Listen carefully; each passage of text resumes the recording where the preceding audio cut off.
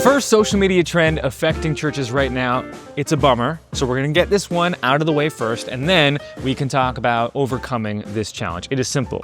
The supply and demand ratio has dramatically changed in the last 36 months on social. Supply is up, there are more creators making more content, and demand has remained static. It's actually declined if you compare it to the COVID era. The result is it is not as easy to achieve a viral for me post, which is any piece of content that you or I publish that reaches 10x the audience of a typical post of ours.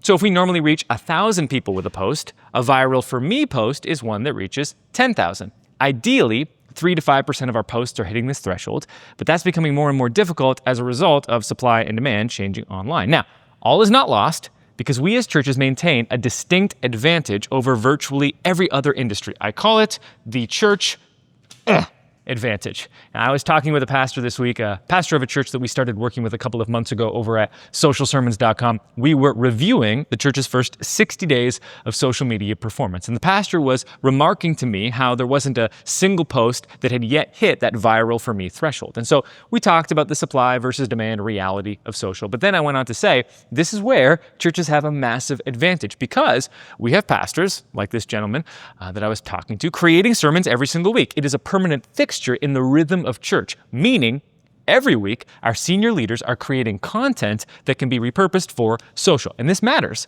because the supply and demand reality is true for everyone, not just churches. And guess what happens when people face resistance?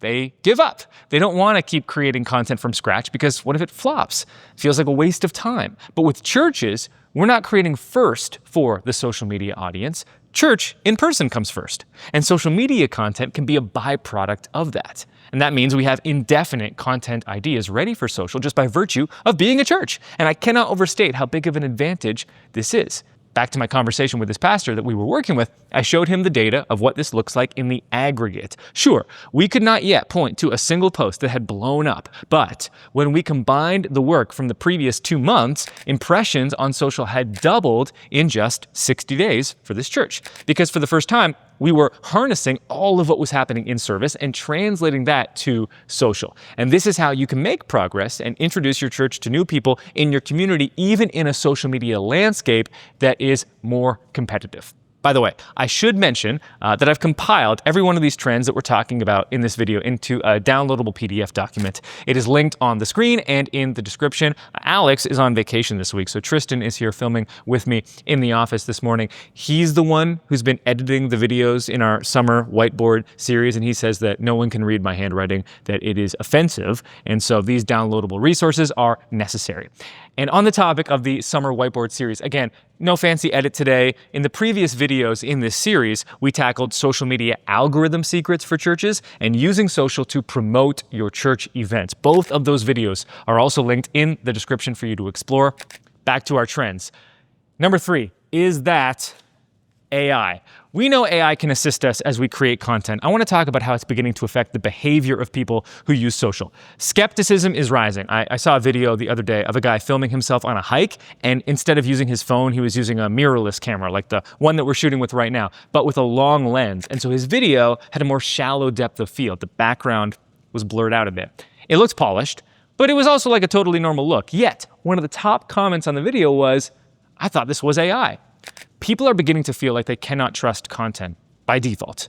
Now, that's going to have fallout in big ways over time because it will force social platforms to identify ways that they can reliably serve us content that we trust as soon as we see it, rather than requiring us to do the work ourselves on every single post to determine if it's genuine. We're not there yet.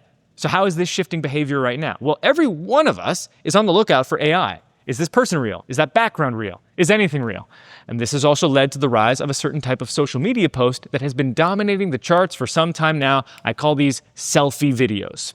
One example of this is Higher Up Wellness. He's a fitness creator, loves Jesus, and all of his videos are just him talking directly to his phone, about as lo-fi as you can get. This aesthetic is perceived as trustworthy right away by people that stumble upon his content, and because his face is front and center, if you already recognize him as a creator, you find him trustworthy because he's earned your attention and trust from previous videos. And this translates to better performance on his posts, and this positive snowball effect builds from there. Now, here's the thing.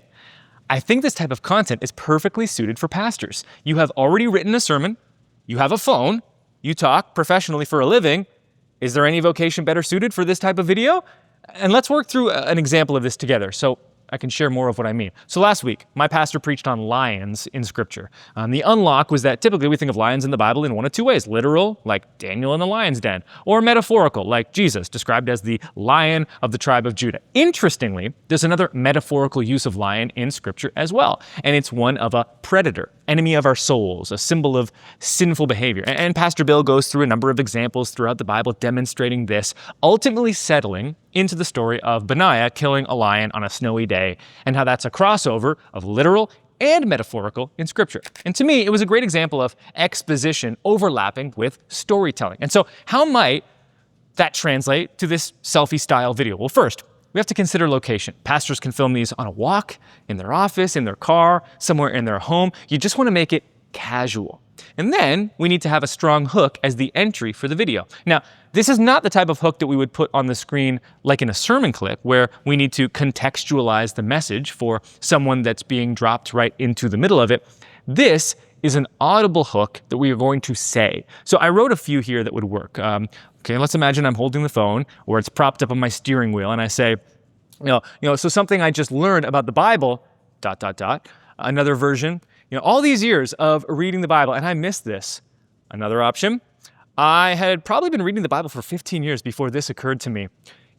Whichever one is going to make the most sense for your actual journey with the text, that's the one that you would want to use. And then you drop right into rehashing the part of the message that you've already written and already preached. So just a little bit of extra work on top of the mountain of effort that you've already completed can dramatically multiply the impact of the message, which is what we want to get to in this post, by the way. You complete the story and exposition within, 1 minute, 2 minutes, 3 minutes, and then you say, hey, there's so much more to this story and passage of Scripture. You can find the full sermon on the church's YouTube channel.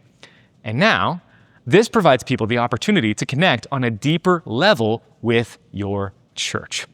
Now, what if we forgo that hook and we just start with something like, today, I want to tell you a story. Almost certainly, the performance of that video declines in a massive way. Even if 95% of the video is identical, if the hook is not compelling, people will not stop scrolling. The video will flop. This trend persists on social. Hooks are king. 80% of the success of your post is determined by its hook. Not the editing, not the substance, literally just the hook.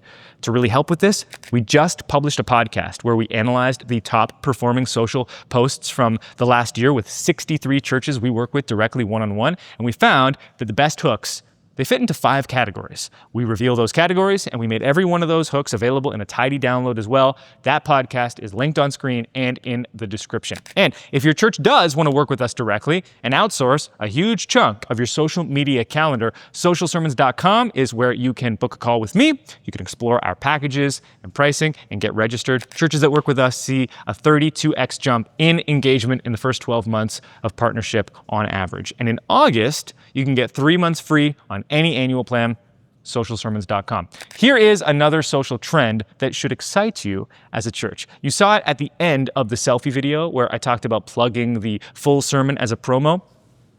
Unlimited promos are permissible on social right now, so long as they're formatted in the form of sprinkle promotions, where they're the sprinkle at the end of the post and not a core ingredient. You can make a promo for a sermon or an event or anything that is happening in the life of your church in every single post, every single day.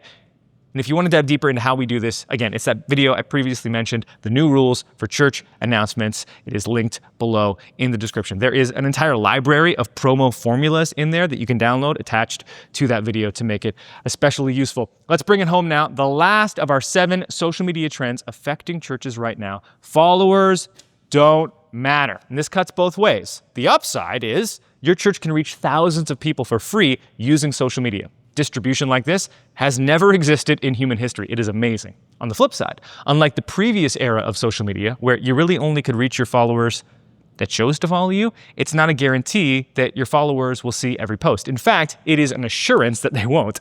So if you need to get timely announcements out, social's not the place to do it anymore. And for me personally, I prefer this era of social because, like I said, it allows our churches to make introductions to people in our local community that are not connected to us yet for free. That's amazing stuff. And like I said, all of these trends are compiled into a downloadable resource linked on screen and below this video. Make sure to grab that for handy reference. And thanks as always for your time, attention, and trust. I'll see you in the next one.